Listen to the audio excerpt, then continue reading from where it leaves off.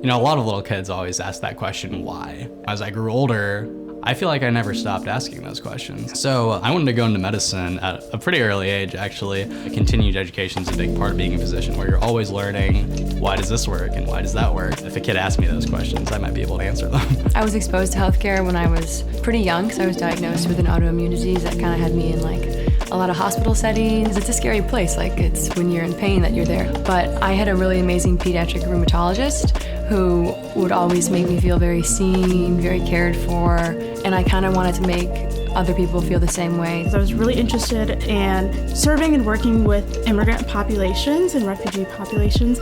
I'm a refugee myself. I came from Sudan 20 years ago with my family of 10. I remember how difficult it was for us to navigate the US healthcare system, especially with having a parent who was constantly in the hospital, language barrier, cultural barrier, all those things. Knew I wanted to pursue medicine to help reduce that burden for other immigrants. And I know St. Louis has a really big immigrant and refugee community. I'm the oldest of 4 boys. That like being a brother philosophy kind of joined in with the Jesuit ideals of like high school, and came to see medicine as a way to like take what I had been kind of working on my entire life, a passion that I had to care for people. I guess staying at a school that likes to build those ideals within a medical education was really important to me.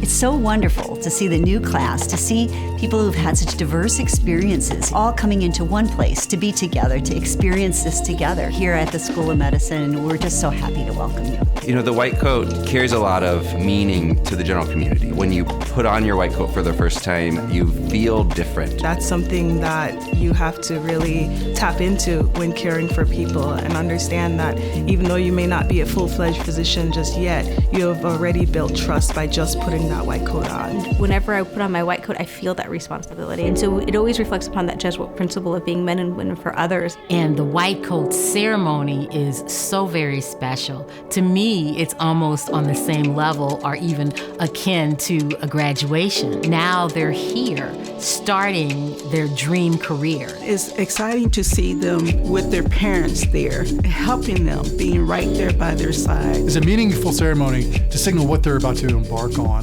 for the next 4 years and as a career. The white coat is put on their shoulders by physicians here at SLU or physicians potentially in their family. It kind of seems surreal because my entire life I've been like, I want to be a doctor. Like I knew this in high school, through undergrad. It's been something that my brother and I both wanted to do for a very long time. My brother demonstrated a lot of perseverance, and I looked up to that. He's an M2 right now, and we all have these goals and aspirations as kids, and I mean, it's really something that a lot of people don't end up doing, unfortunately. College church was just packed with like friends and family and loved ones.